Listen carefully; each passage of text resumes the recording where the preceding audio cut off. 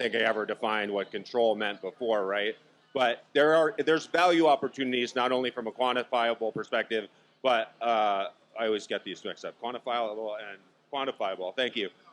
And so what we're doing is also looking for resource agility within operating models to make sure that the right roles and responsibilities are in place, to make sure that you can run faster, more seamlessly without just having to throw bodies at it. And there's certainly a massive value in terms of SG&A for any brand with that. And the idea is, like, as you start taking more control, if you wanted to go in-house, you start to look at your non-working versus your working. You lower your non-working, you increase your working, and you increase your ROI in full doing that. Again, these are simple marketing approaches. They don't have to be overcomplicated. There's a lot of things that go into that we can handle for you or help to explain to stand people up.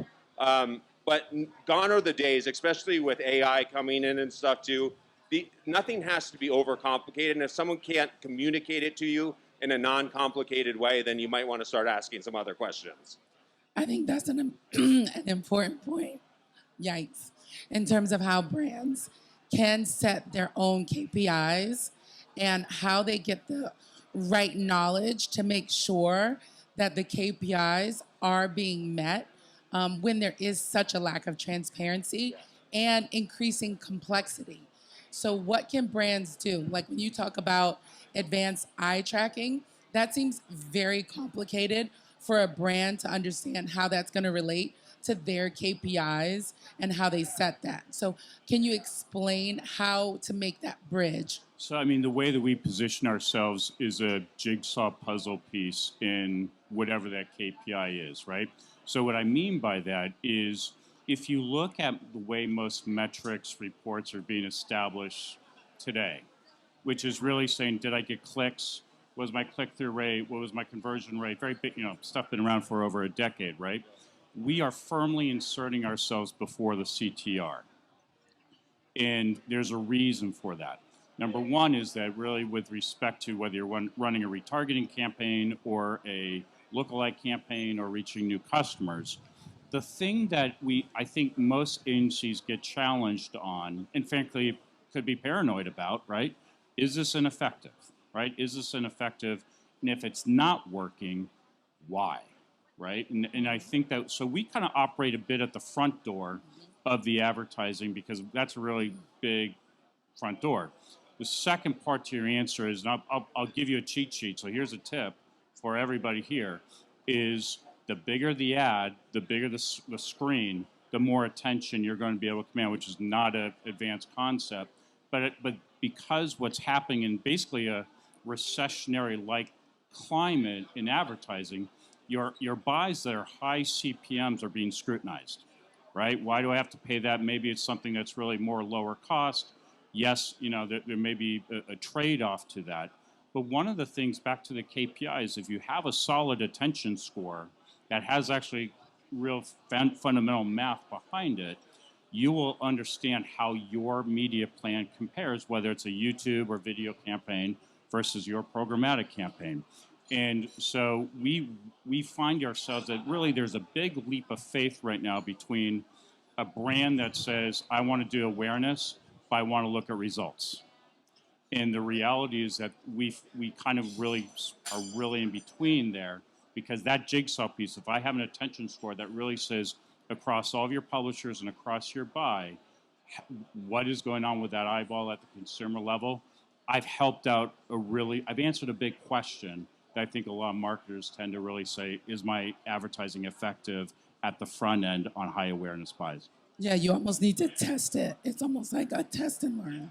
Yeah, and so it is absolutely a test and learn. And one of the things that we've tried to be very accommodating is that, whether it's just tagging a creative, whether it's just tagging a site, is those results can populate immediately, right? If they want to go and audit, we can audit campaigns back in time. We can do creative testing. We have a lot of services that can kind of go back and then form a strategy later. But the reality is that we find it so important that, and I think it's just hygiene now, if you are looking at viewability, we have a partnership with IAS where our tech will be actually now bundled into the IAS structure, because one of the things they saw is, let's go beyond viewability.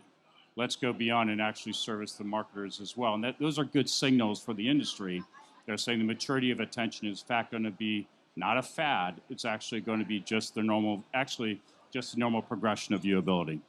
Yeah, I mean, I think that is great for certain categories and certain brands. We still hear a lot of brands that just don't have any fundamentals set up because they're relying on their third parties to communicate them. So the first step is really how do you establish those KPIs? And some of the qualifying questions that we ask that everybody can ask in this room as they walk out of here is simple questions like, what is my optimal frequency? What is my audience duplication? How much am I spending on third party in what sources? Because there's consolidation opportunities that live all in there and they all can be reported on. And so in some cases you're running with 30 different third party providers, but only 2 of them are driving value. So there's $100,000 that you could just put back. And basically what we're doing is we're taking the same investment and then we're turning that investment from $1 of value into $140 of value. We take a little bit off the top because we got to make some of that money too, right? But it's done in a transparent way. So we create a model where we get paid based off the incremental value that we create. So there's no risk involved in order to partner and start to look at these metrics that already reside.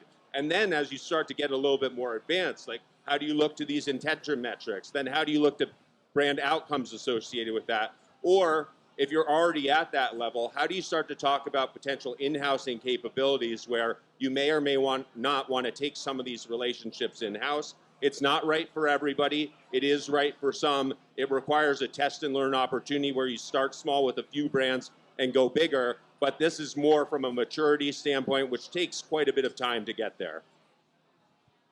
And what should brands be most concerned about? Like if they had to prioritize their focus? That's a tough question because there's a lot of different things, right?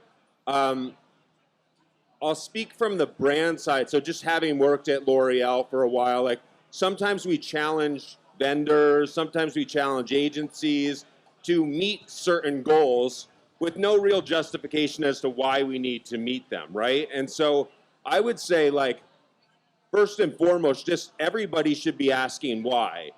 Be questioning the status quo, and if someone can't answer that question, it means that like they might not have the right answers to begin with, and you may not need to pivot into a certain direction.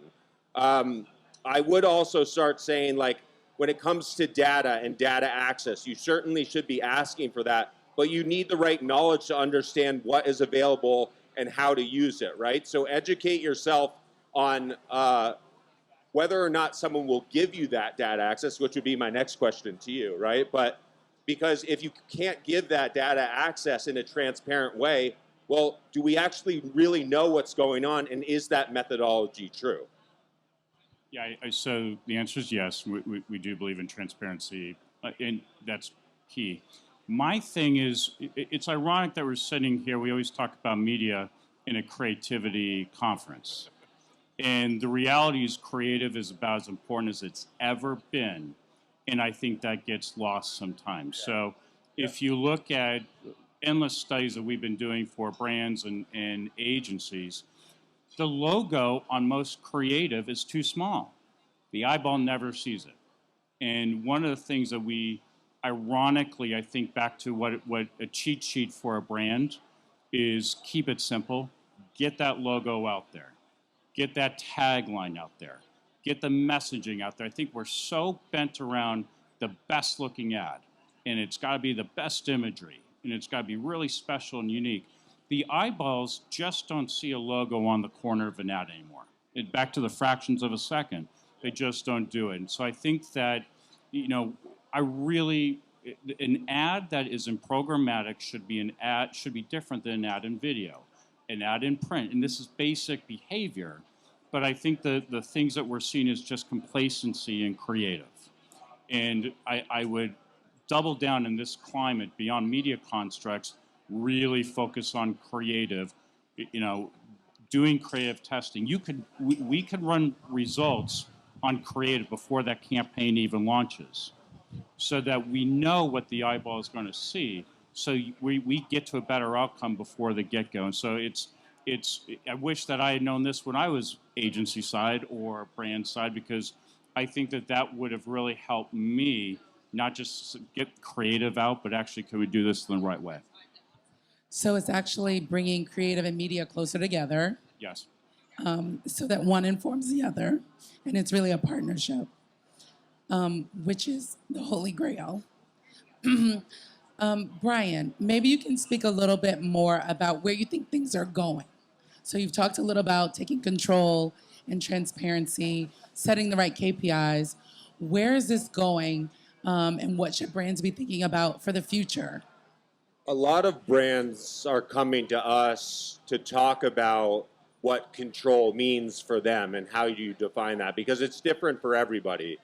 The way we set it up is there's three different models. There's like your hybrid strategy, where a brand could take just the strategy piece in-house and your agency would be activating for you as more of a dictation. Or you've got external experts like TechRecipes that would serve as a conduit, contract to hire type of approaches, so you can start to get more ingrained with how you would potentially do it in-house, but with none of the risk.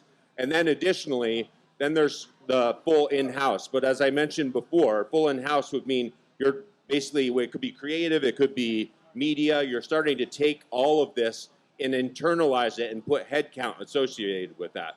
That's scary to a lot of people, right? So the recommendation becomes, how do we pick 2 brands? How do we pick 10 campaigns that are digital first? Start small, start proving the model, start proving the KPIs work, start proving the attention metrics work. And then as you grow that and you start showing the ROI, it makes it easier, a much easier conversation in order to start to continue to transition. But I do want to make it clear, that approach is not for everybody. And then if I'm putting my, I guess AI is like everything that everybody's talking about too. But I do think, and I know I use it over time, a lot of the, what I'll call the low value deliverables, you'll be able to use that as a tool in order to maximize high value deliverables so people can focus on innovation and building brands. I don't think we're quite there yet, but people should certainly be digging into those components on how you not only build an appropriate operating model that boosts agility and value and ROI, but how do you leverage new technology to do so? That means a test and learn mentality. It means you're going to break some shit along the way, but that's the only way you get to where this next world is going. You have to be comfortable with testing, because that's the only way to learn. And I guess for you, in terms of AI, since you brought it up, in creating new content, maximizing attention, what are the opportunities there for generative AI? You know, my head says, oh shit, it's AI, uh-oh, what are we going to talk about with AI? And so there's initial hesitancy, because I think one of the things that, in my opinion, is AI is going to be a lazy man's version of whether this is an art or science. It's just, I think we're re-evangelizing. Not that there's merits to it, but I do think that the thing that more often that I see with AI in my applications are, how do I automate to attention scores? If I'm running thousands of media publishers and thousands of creative, it's a slot machine of variables. How do I find the right ones that are actually going to work in my market for that brand, for that consumer, right?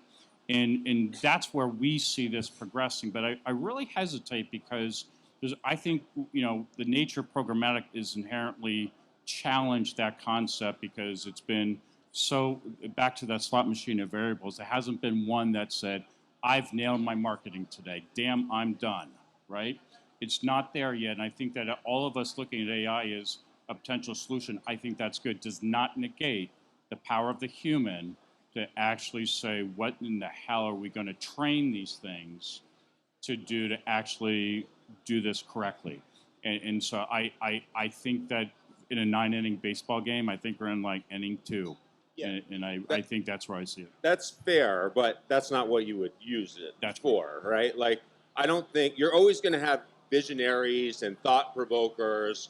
I think right now, anyway, to your point, I guess we are saying the same thing. It's if you have some annoying task that you don't really want to do, like data entry, right? We're starting to do this, incorporating machine learning into an audit engine, so you can pump out the visualizations in real time, and then it can teach itself in order to standardize the taxonomy for the brands. But what in that type of application, it certainly works, but you certainly need someone to look at it. Does this make sense? How do you package it accordingly? I think over time we'll probably get That's there. right. Whether or not we want to use it, and then whether or not AI takes over the world and then we don't have any jobs is a different story. Let's hope so. I think in terms of the opportunity to maximize the creative itself, in terms of maximizing that logo or maximizing a visual that has more impact, I think from a brand perspective and a content creator perspective, that's what we're looking at more so than the lower task, right? It's like, how do we really maximize the effectiveness real time with a whole suite of assets that we could really never do because it would be cost prohibitive. So I think that's really, really great and interesting. So as we think about finishing up, what are the things that you think agencies and partners could be doing to also ensure that there's more transparency for brands and helping them with KPIs? I At love the end for us. transparency The as the music. music and the breeze roll through. So, look, I think that if you are a brand and you are an agency and we are sitting here in 2023, the reality is that everyone's a little bit paranoid about their media buys right now. I think everyone is a little bit concerned. There's a lot going on in the economy. I think there's just a lot of apprehension, and we saw this in 2008. We've seen this with COVID. We've seen these cycles where the marketers start going, hold on, guys, like, let's really think through this. And so where this puzzle piece fits in is that the data is there to be understood. And I think the puzzle pieces have not been there for a very long time, where a marketer can say, I'm doing awareness, what in the hell is happening? Or I want to sell more shoes, what in the hell is happening? I think that's been answered a little bit better. But the reality is, like, what needs to happen now is there should be multiple KPIs that a campaign should be addressed in. Leave it very simple. What's going on the front end of it with respect to how campaigns being executed, and then what's happening on the back end with respect to it. There's certainly variables within that, and that's going to be always in flux, and welcome to marketing. But I do think that often in these type of climates, we become so bottom line oriented with those dollars that sometimes it's reinforcing bad decisions upper funnel.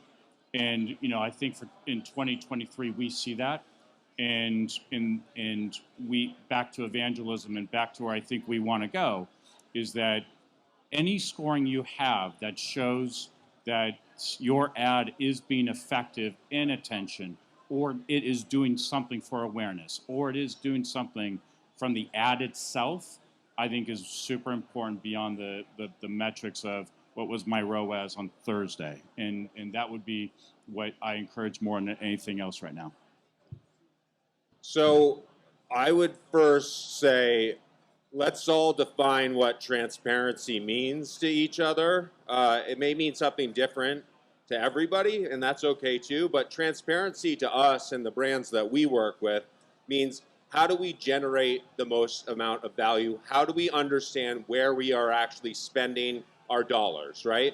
And there are certain ways in which you can get to that are not complicated in order to do so. You just have to have the keys to the castle, right? And so how do we educate ourselves in order to do that? So again, I go back to, what is my average frequency? What is my optimal frequency to serve an ad? If I'm serving above that frequency in order to get a sale or whatever the KPI is, then there's probably some waste associated with that. What are these third-party relationships, and why are we establishing, do they actually drive value? Normally what people look at is top-line media performance in a single line item by contextual versus retargeting versus behavioral. That tells you absolutely nothing. And so we need to start digging deeper layers, or having people to help you dig deeper layers, because there's up to 40% value that's hiding in there. But first, we need to start with just establishing what transparency means to everyone. Oh, awesome. I think between creating more effective creative right up at the top of the funnel and making sure that we are capturing the attention for our audiences is absolutely the most important part. And that's what Cannes Lion is all about, right? Ensuring that we're always thinking about the consumer first and how do we attract them, entice them, and keep them excited for the work that we're doing. And then the second part is obviously how do we create a media ecosystem in which brands and agencies and all the partners are working together in synergy, and it's not a closed wall situation, but we're really saying let's come to the table to optimize outcomes for the brand, whether it's CTV or customer acquisition costs, and we're working together in unison. And I think that is where we're going. And so we just have to continue to have great partners like yourself and you who are pushing the envelope on that so that brands and agencies can be more effective and there isn't this fear of like, okay, we're all gonna pull back, so we're all gonna hold our secrets as close as possible so nobody else gets it. I think this is the time to really be open and say, look, this is what's working, this is what's not. Let's work together and put all of our cards on the table as opposed to everybody going in their own corner. So that's Hear, our hear. thoughts for this panel. Thank you so much. And we'll see you later on at Brand Innovators.